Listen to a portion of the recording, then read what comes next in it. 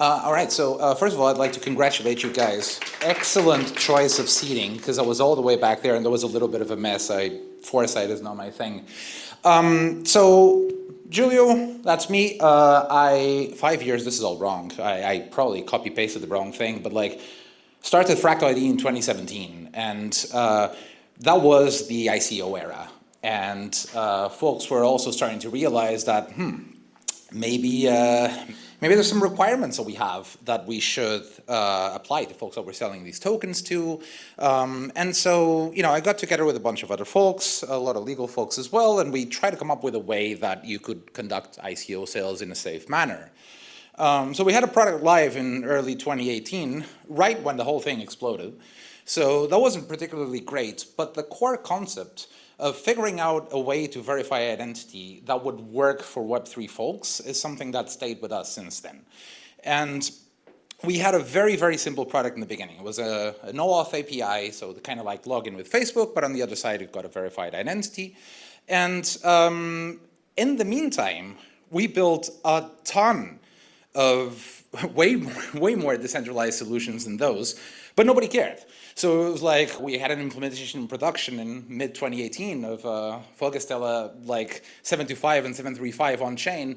Clients or prospects would come to us and say, that's amazing, and then consume our OAuth API because it was easier for them, because gas costs money, because of a lot of reasons. And we've been playing around with a bunch of different ways of delivering this, and only last year things started to pick up. So it seems like in the Web3 community, folks started to pay a little bit more attention that they don't want to tell their users to go to some weird centralized provider and drop their identity there, but they want to work with folks that share a similar ethos.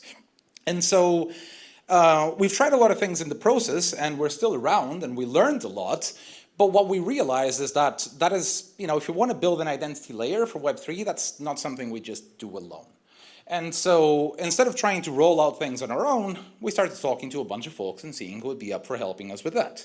And so we've amassed quite an interesting consortium of folks. Like idOS was initiated by Fractal ID, but it is a completely separate organization where Fractal ID is one issuer in the protocol. So it will verify identities, create credentials for users. Anybody else can also do that. There's no special powers that it has. So I am here today to learn how to work with a clicker first. Oh, okay. All right. I'm here to give you a very short overview of what the idOS is. It's going to be short mainly because I can't describe it very well yet. And so I'm going to do my best. I'm going to show you what you can use it for, how you integrate it, and how we're thinking of moving ahead. So the idOS is, there's been many identity protocols since, I don't know, I think the first that I know is like 2015. They were very interesting technical efforts, some extremely elegant, some made by brilliant minds, learned a lot from all of that. But they all kind of missed the mark a little bit because it was still early crypto. And adoption still wasn't really on the radar of folks. And so we focused a lot on building technology and not really on thinking how that technology is going to be used. So we ended up creating a bunch of decentralized identity protocols that were absolute deserts because nobody used them. Accidentally, not because we're brilliant, Fractal took a very different path. We started by serving folks in Web3 that needed identity verification. Identity is a fucking mess. Compliance is a fucking mess. And so we had to wade through that universe of shit to figure out exactly what we should do. And then jumping from that into a sensible technical implementation that reflects this mess rather than, embracing purist maximalism kind of drove us to how we thought of this. And one of the things that came out of this is we don't have an identity wallet. We don't have a data wallet for folks to carry their credentials around. And data wallets are extremely elegant. They're a great solution. Nobody wants to tell their users, go and download this software to use my app. Not a thing. We have on-chain components that are public, but we do not have a chain that you have to use to talk to the idOS. We're chain agnostic. So if you're a Near user, for example, and you're using a Near dApp, you're going to use your Near wallet to create your access grants on the Near chain, and we'll figure out the rest. Because we don't want folks to have to go through 1 trillion clicks in order to do something that should be very simple, which is what we're here to deliver. So you can think of the idOS as like an online encrypted data wallet to which like folks that you grant access to data can then retrieve it once you are offline. And what that does is something that we found it very hard to do with Fractal ID, which was to tell our clients, look, you don't actually need to pull this data and copy this data and create another place from where it can leak. Leave it here. We got it here for you. But of course, as a centralized company, that guarantee is kind of hard to like push, and so we had to rethink how this would work. So the idOS is a decentralized relational database that was created by one of our partners, Quill, and it is a data agnostic system, but in practice, the main identity use case in Web3 today is KYC AML. And as such, most data in the idOS are W3C verifiable credentials with personal data of users. Those credentials are naturally encrypted, and they're encrypted with a key that belongs to the user, not us. And so like, they're the ones that are in control. They're the ones that can create, delete, edit, whatever they want to do. And if they want to leave, they can. If they want to share something with somebody else, they create a visible on-chain access grant that allows then that somebody else to talk to the idOS, who will go like, you're not the owner of this data, but I can see that the owner created a grant for you, and so it's okay for me to give that to you. This means that folks don't need to build databases where they spread user information all over the place, because they can rely on the system to do it. And because we have started with identity verification, this is not a random W3C compliant protocol. This is something that is being used today for KYC AML, because that's what Fractal knows how to do, and that's the knowledge that is bringing into the idOS consortium. Now, this is what we want. This is what I see. I want to build something that ends up being the global storage for human-centric data. And this is so lofty. Like, this is huge. How the hell am I going to do that? Well, first of all, not alone. That's the first part. And second of all, by being kind of conscious about like what a system like this needs to deliver. And in particular, and this really doesn't touch on decentralization yet, there's a few critical guarantees that infrastructure like this needs to provide. You're not going to store data there if you think that it might leak, if you think that it might be peeked upon, if you think that like somebody else might get access to it without you letting them, or that you can't even delete it. You can't rely on it, either as a data producer or a consumer, if that data can be modified by someone else that's not you. And you, as the dApp, that needs compliance for one reason or the other, I want you to not bother about figuring out and wading through data privacy regulations in order to figure out how you can store your user data correctly, because you do not need to. You can just use the system that we have built. And to give you a bit of a broader idea of what this can be used for, I mean, like, we've all been through the shit show that is KYC AML. It is an absolute shit show that doesn't really produce many results, but it does, you know, keep people out of jail. And so doing that well is something that we've been trying to do ever since with Fractal. And it is still the main use case for identity in Web3, but it's not the only one. Like, how many airdrops would benefit from solid Sybil resistance to fight against farmers? And how many DAOs would benefit from using something other than token-weighted voting, which, I mean, oligarchies can be useful, and I think in the context of, like, I don't know, Ethereum validators, sure, absolutely. In the context of capturing preferences from, like, a constituency, that's not what we do. We do democracy, and you can only do that if you're tying a vote to a human in meat space. And that is hard to do with just tech. Ava is amazing. I love them. I prefer Alchemix, heavy user, but still, both of those systems are systems for loans for traders or for wealthy folks. My mom's not going to take a loan that is over-collateralized. That's not what folks are used to do. And if you're thinking of adoption, you need to create a way to provide a service that will bring people to you. And for that, you need to provide under-collateralized loans. And to do that, you need to, again, tie the lender to a meat space identity that you can then like follow up with if necessary for default, right?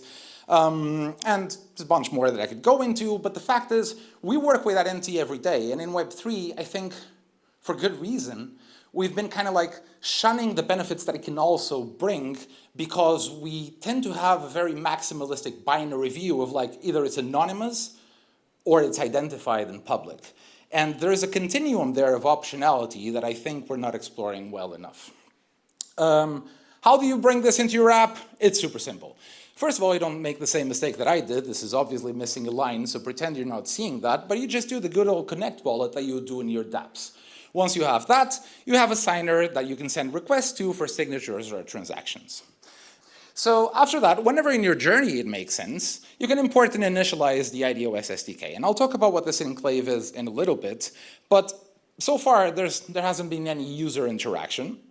And before there is any, you should check if the signer that is connected to your website does have an idOS profile or not, so can you do anything with them? Can you ask anything of them? And you do that with a very, very simple call to the SDK, and if this user does have a profile in the idOS, say you are trying to gate access to an airdrop to folks that are not from certain jurisdictions. What you do is you try and look for what credentials might exist in the idOS that match your expectations, like who issued them, what type of credential are them, what data like they should contain, and so you filter them by making this call. And what this is doing is it's asking the idOS to take the current signer, so the user that's connected to your dApp, and retrieving the credentials that they have, the metadata thereof. So there's no actual public information included here.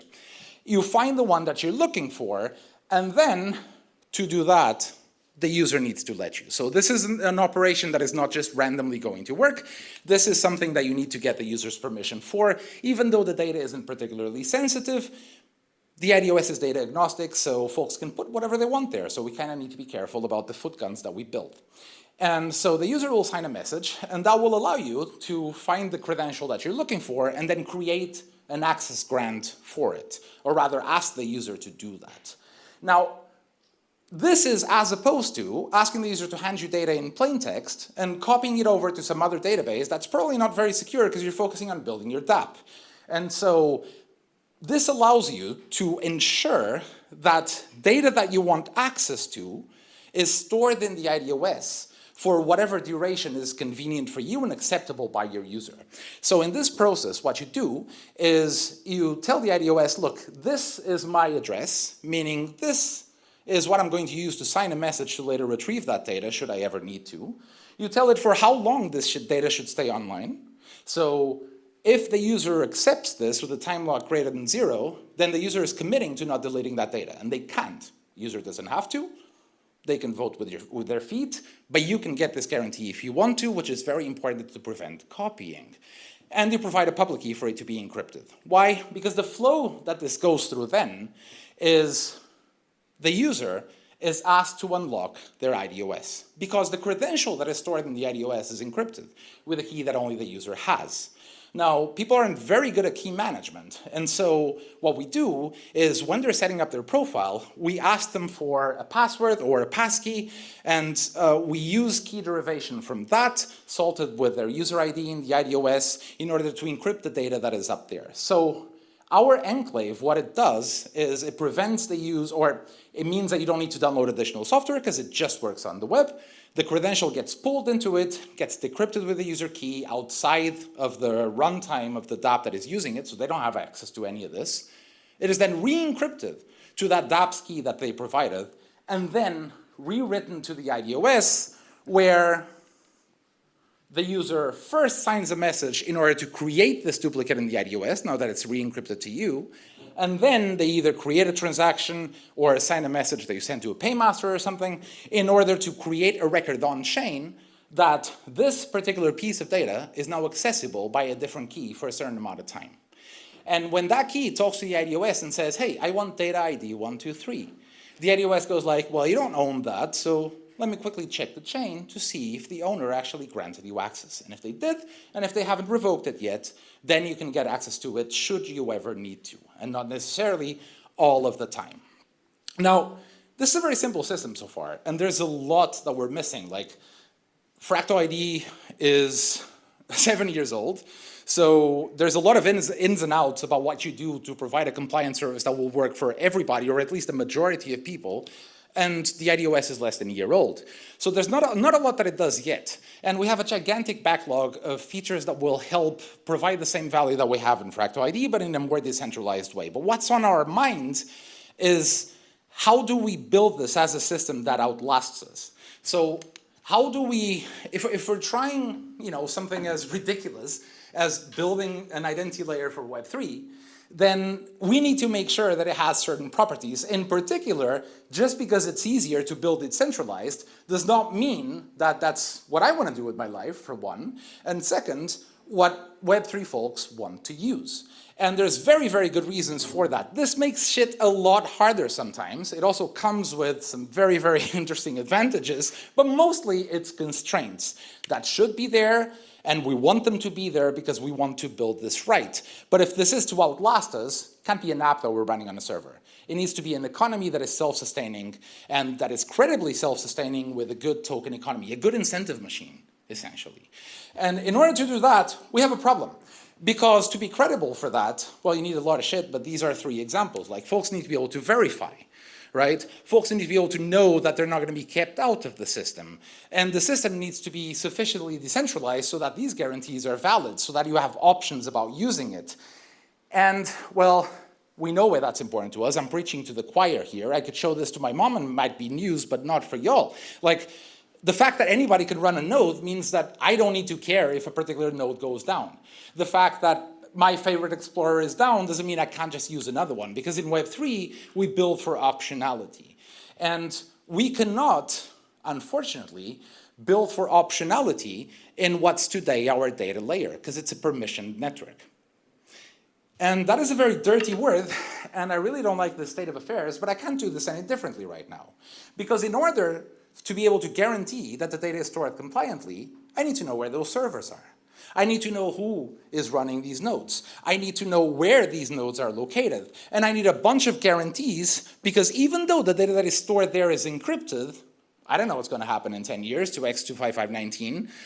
So we need to be careful about this for now and figure out what it is, how it is that we want to open it later, if it ever makes sense. And in the meantime, we want to create a new layer that is tied to this one, where as much public information as possible can be put into. And so we can give folks the ability to build on the idOS without having to be one of the 20 validators that are keeping the data layer private. And so right now, our architecture is very, very simple, which I'd love to show you if... There we go. We have a permission chain, and we have access grants stored on a bunch of chains. 3 are shown here, for example. And when a request comes into an idOS chain, you're either the owner or you need to have an access grant in one of these. Now, what we want to do with the new chain is put something else here in between that allows folks to build publicly, even though they don't have full access to what's up here. So for example, say that you shared your data with somebody and you want to make sure that it gets deleted once the access grant has expired, once that time lock has expired. Somebody can build a smart contract that drives agents to do that for you. Do you want to implement like 2FA before you share your data? Folks can build a contract that helps you do that. Do you want to curate the issuers in the idOS, like which is the best credit score, or which are identity verifiers that you want to trust? You can build a TCR for that on this layer. And this way, until we figure out how to open this as much as possible, if that's even going to be a thing, we have a growing piece here that can provide more and more functionality without necessarily opening up the users to risk. And I guess that makes our current chain an L3, as the cool kids call it these days. This contract chain would be an L2. We're thinking of an Arbitrum orbit or something like that. That would then be anchored on Ethereum. This is our plan for the end of the year, and wish me luck. Let's see if we get there. What this does, or what this is our best effort towards taking everything that we learned when verifying identities, taking everything that we learned about what didn't work in others, what the hundreds of clients of Fractal ID want, and what the millions of users in Fractal ID want to use and want to be treated, and coming up with, I hate the word compromise, but it is what it is for now. A compromise that can serve users right, that can give them self-sovereignty, while still providing the guarantees that folks that do need to work with identity or do want to work with identity can rely on. And this means, without meaning that the user needs to install a new piece of software, or they need to learn how to manage their own keys, or they need to give up and just send everything to Google. Yeah, I guess that's it. So I just add some more detail here that's nowhere near as fun, and I kind of already mentioned it. So you're going to hear a lot more about this in the coming month. There's a lot that I wish I could say here that I kind of lost track of what I can and what I can't. I'm just a tech guy, so like I'd just rather not.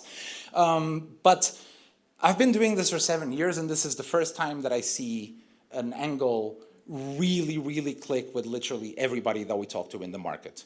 We're playing with ecosystems that want this to be like their first solution for identity for all of their dApps. We're working with folks that want to make sure that you can redeem stable coins in a very easy way that is compliant for Europe using this system. And so we go from being the Fractal ID, the identity verifier company, to infrastructure that it is, at least for now, apparently really working for some folks. And I'm really excited about where this is going to go, and I'm very thankful that I could come here to present it. Philip, right? Thank you, Philip. I'm done, so this is perfect timing.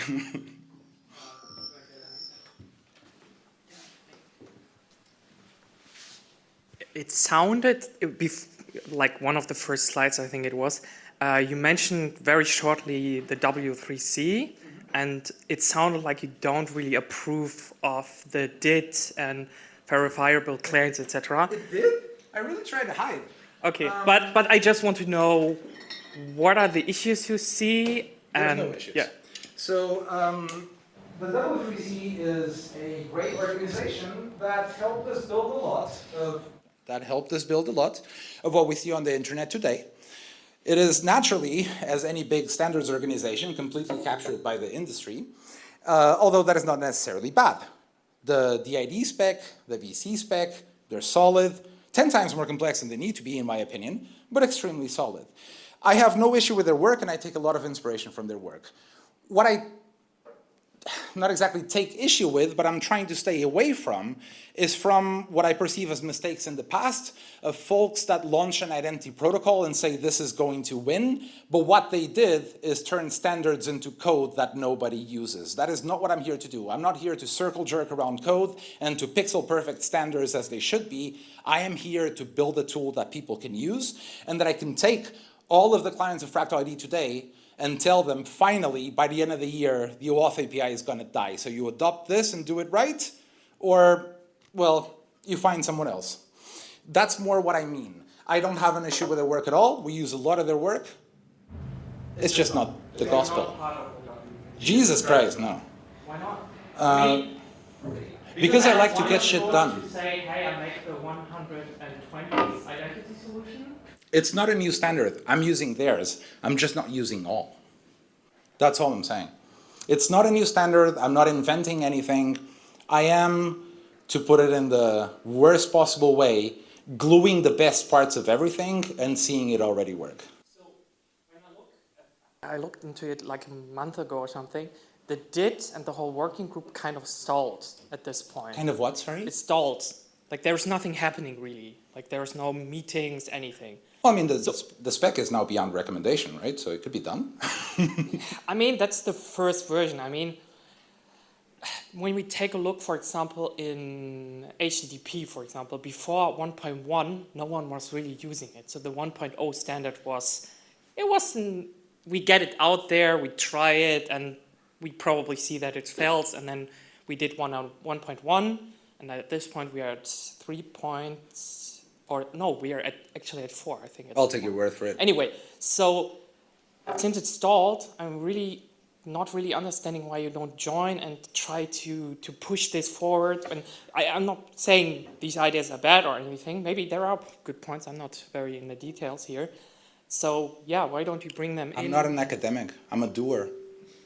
It's not academic necessarily. As you said, the industry is in there. It's more about, hey, we as an industry come together, and I know it can be quite exhausting. Have you been to a W3C meeting?